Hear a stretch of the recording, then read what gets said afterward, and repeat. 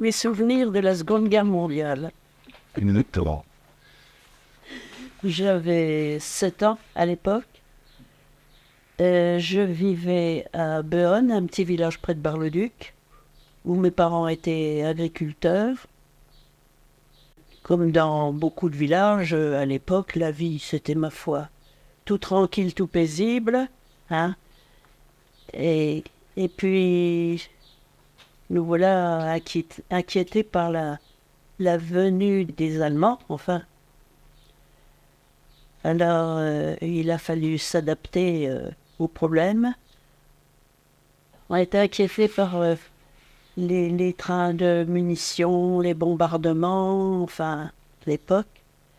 Donc, il se trouvait qu'on hébergeait les personnes, les Parisiens, les gens de Bar-le-Duc, pour leur éviter quand même d'avoir des soucis avec ces histoires de bombardement. Et comme ça, on a fait beaucoup de connaissances, on s'est liés d'amitié avec les uns et les autres, on s'est entraidés beaucoup. Et puis, les soldats français se sont installés au village en prévision de l'arrivée des Allemands. Hein. Et puis, bon, tout se passait bien avec eux, on avait des bonnes relations, et ils animaient tous les dimanches, pendant leur semaine, ils programmaient un petit théâtre qu'ils offraient aux gens du village le dimanche. Enfin voilà, ça se passait tout tranquillement. Et à l'époque, moi j'avais un petit piano qui m'avait été offert à Noël par mes grands-parents. Mais déjà, le petit piano en bois, enfin, il y avait toutes les notes, sauf évidemment les dièses. Et quand on rentrait du spectacle, les chants que j'avais entendus au spectacle, je les recherchais sur le piano.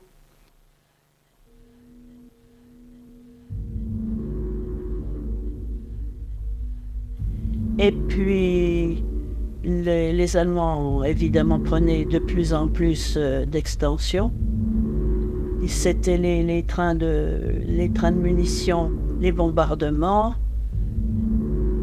On s'est trouvé à être obligé de partir finalement. C'était le début de l'exode. À l'époque, papa gardait le tunnel de Baudonvillers, pour éviter que les Allemands enfin, ne viennent pour le faire sauter. Maman s'est retrouvée toute seule sur la ferme, donc il a fallu qu'elle gère notre départ.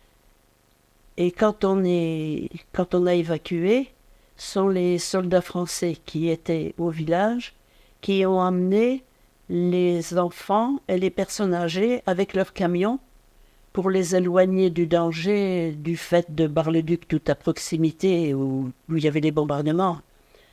Et qui nous a emmenés jusqu'à Brillon-en-Barrois. Ils nous ont déposés là dans une grange. On a dormi dans la grange sur la paille et tout. Mais moi, il y avait tellement de bruit, de pleurs des jeunes enfants que je n'ai pas pu dormir. À 5 heures du matin, je me suis levée. Je suis sortie de la grange. Et c'était donc sur un chemin qui donnait sur la route passagère. Et dans le moment que je suis sortie, il y a maman qui passait juste avec son chariot, ses chevaux, et qui passait dans le même moment. Alors j'ai crié « Maman, maman », puis je suis allée la rejoindre tout de suite, quoi, évidemment.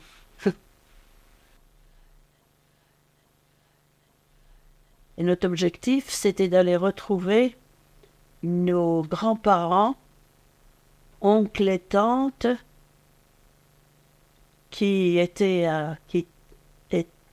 tenaient une ferme à la Houppette, la forme de la Folie exactement.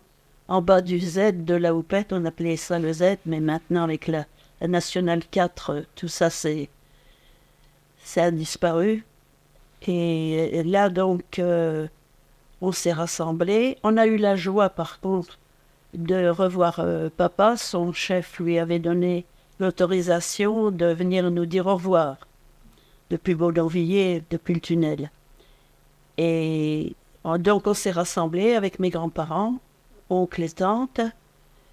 Les enfants et les grands-parents étaient dans une grosse Citroën pilotée par une de mes tantes, Honorine, qu'on appelait Norine. Et donc nous voilà partis. On était affolés, nous les jeunes, les enfants, parce qu'on s'imaginait, on voyait une énorme gerbe de fumée noire au-dessus de Saint-Dizier. On s'imaginait que c'était le feu qui arrivait, que ça allait arriver à la ferme. Et en fait, c'était les Allemands qui venaient de bombarder un dépôt de munitions qu'il y avait sur Saint-Dizier. Alors, on hurlait dans la voiture qu'il fallait nous emmener, partir. Enfin bref, nous voilà partis. Donc, on est parti avec l'intention de récupérer une tante à Dommartin-Saint-Père, dont le mari était prisonnier et qui avait une ferme à Dommartin. Donc on est passé pour prendre cette tante avec ses enfants.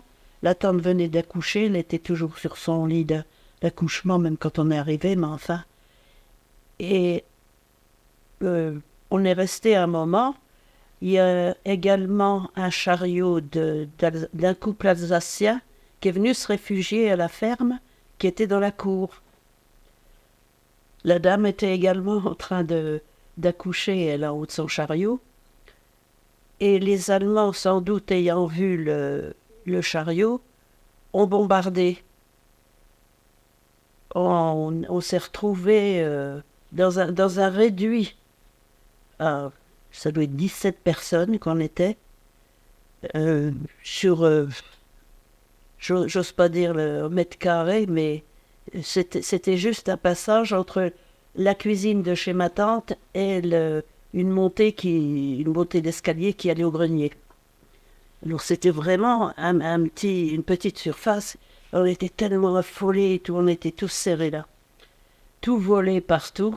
En fait, c'est une torpille qui est tombée sur la grange de chez mon oncle. Et au même moment aussi du bombardement, il y a la maison d'un bourrelier qui se trouvait de l'autre côté de la cour de la ferme, qui est tombée. Et on avait une tante, Isabelle, et mon grand-père, qui se trouvaient là chez le bourrelier. On a pensé, nous on a dit ça y est, ils sont écrasés sous les décombres ou quoi. Et ma tante a eu la présence d'esprit de protéger mon grand-père. Elle était devant. Et le pan de mur où ils étaient n'est pas tombé. Il n'y avait que ça. Tout le reste était en ruine. Tout le reste de la maison était en ruine. Et il y avait, quand ils sont sortis indemnes, ma tante a vu qu'en haut du pan de mur, il y avait une Notre-Dame de Lourdes qui était. Donc elle a tout de suite pensé au miracle, voilà. Et puis, à la suite de ça, on a pris un petit chemin derrière la ferme pour aller s'abriter. Et on est arrivé dans une scierie à la sortie de Dommartin. On était se cacher là. Et sans... il s'est passé aussi cette chose. J'étais loin de me douter à l'époque que les propriétaires de cette scierie, par mon mariage par la suite, deviendraient des cousins. Et là, mon fameux petit piano avec lequel je repérais enfin les chants qui avaient été au cours des théâtres que nous offraient les soldats français le dimanche, et le petit piano que maman avait accroché évidemment sur le chariot et a dû tomber. Et un peu plus loin, on s'est retrouvés, enfin il n'y avait plus de piano, et évidemment on ne voulait pas retourner, c'était quand même dangereux, pour aller voir si on retrouvait le piano le fameux petit piano dans de la Syrie. Et je pense on a dû prendre la vallée de la Blaise. On est arrivé à Domarta, alors là, on était de plus en plus suivis cernés, si on peut dire, hein, par les Allemands, donc il fallait se camoufler bon gré mal gré. Et il y avait des horreurs, des chevaux morts dans les fossés, des chariots qui avaient été éventrés avec tout un tas de choses dans les fossés. On s'est abrité dans un bois à proximité de Martha. Et puis voilà, on a terminé notre périple là. On est revenu après chacun dans son village. Donc nous, avec maman, on est revenu à Bern. Donc on est rentré au village et puis on se demandait ce qu'on allait trouver, évidemment, en ayant tout laissé. Le village était resté intact, il n'y avait aucune maison de toucher, seul. C'était sans doute, on a pensé par la suite, ça ne pouvait pas être des Allemands, des réfugiés qui étaient passés dans les maisons, qui avaient sans doute pris ce qu'on ne pouvait pas emmener, on ne pouvait pas tout emmener, évidemment. Alors des victuailles, il y avait de la paille, je me souviens dans notre salle à manger, il y avait une épaisseur de paille, ils avaient du coucher, il y avait de la graisse partout, enfin voilà quoi. Et les 2 personnes qui n'avaient pas voulu partir étaient toujours vivantes dans leur maison et n'avaient eu aucun problème pendant qu'on était partis. Donc, une fois rentré, il a fallu se remettre au travail et tout. Il y avait des problèmes avec de vaches qui n'avaient pas été traites, il y avait de la mamite, enfin, des choses comme ça. Et puis les Allemands sont arrivés et ont occupé le village, occupé Bonn. Alors, évidemment, ils allaient quémander partout chez les agriculteurs pour se nourrir. C'était les œufs, c'était le lait, c'était les cochons, enfin, pour se nourrir, évidemment. Et je me souviens qu'ils venaient à la ferme et maman, elle avait dit à l'Allemand qui venait chercher des œufs, bah, venez avec moi et puis vous verrez ce qu'il y a comme ça, dans les nids. Mais avant, maman avait camouflé des poules dans une cave. Et il y avait un larmier qu'on appelle, c'est-à-dire une fenêtre à cette cave. Et au fur et à mesure que maman elle prenait des œufs dans les nids, il y avait les poules qui remontaient. Et puis, voilà quoi, une autre fois, les agriculteurs qui habitaient en face de nous étaient en train de rentrer leur paille. Il se trouvait que leur fille Simone était fiancée à un fils d'agriculteur du village. Mais ce fils était parti, il était prisonnier. Donc elle en voulait aux Allemands, évidemment. Et quand les Allemands sont passés, Simone, elle a dit « Non, non, il n'y a rien, c'est tout ». L'Allemand, il a sorti une grenade de sa poche et il a menacé de balancer la grenade sur le tas. Alors il a fallu que le papa attrape Simone et puis lui dit « Simone, calme-toi parce qu'on va avoir le feu à la ferme, enfin voilà.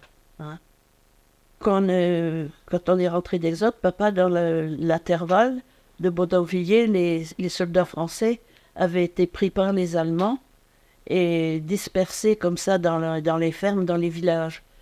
Et papa s'est trouvé dans ce cas-là et il a été emmené dans une ferme à Arger, à côté de Sainte-Menoulde, où à Sainte-Menoulde, il y avait c'est pas la délégation allemande, mais enfin le PC allemand.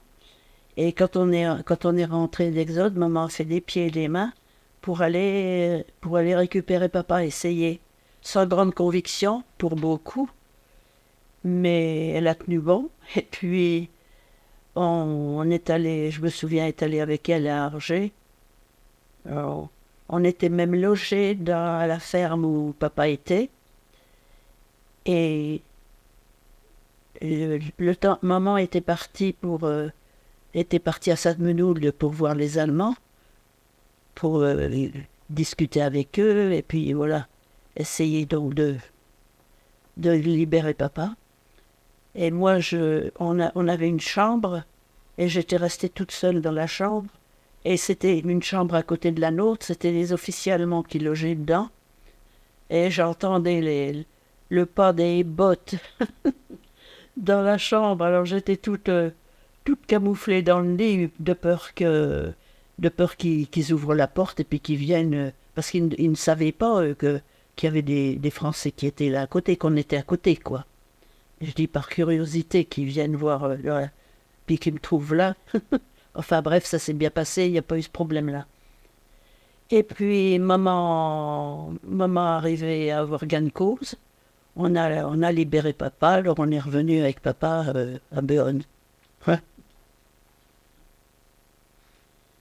Je me souviens aussi d'une fois avoir vu passer, parce qu'on avait des Français qui venaient aider dans les fermes, des militaires. Et je me souviens avoir vu passer devant chez mes parents un monsieur avec une binette sur l'épaule. Et en fait, par la suite, j'ai réalisé, alors qu'on ne m'avait rien dit à l'époque pour ne pas divulguer évidemment, c'était mes parents qui aidaient un soldat à s'évader, enfin. Et en faisant croire qu'il allait dans les champs, qu'il allait travailler, et puis voilà. Et puis voilà, donc on a eu des prisonniers français, enfin placés comme dans des fermes, comme je disais là tout de suite. Et puis ça donc était la débâcle. Alors là, il fallait faire attention parce que les Allemands n'étaient pas très heureux de voir que c'était la défaite pour eux, évidemment. Et ils traversaient le village dans les camions, enfin même il devait y avoir des tanks, enfin, avec la mitraillette braquée vers les maisons. Et moi je me souviens petite, bon ben je regardais, quoi, curieuse, j'avais soulevé le rideau et je regardais par la fenêtre. Et je me souviens que papa m'a dit, Jacqueline, retire-toi, parce qu'on risque d'avoir un problème quand on nous tire dessus, quoi, voilà. Je me souviens de ça aussi, cette réflexion. Et puis voilà, ça a été, c'est ce dont je me souviens, hein. C'était la fin des hostilités.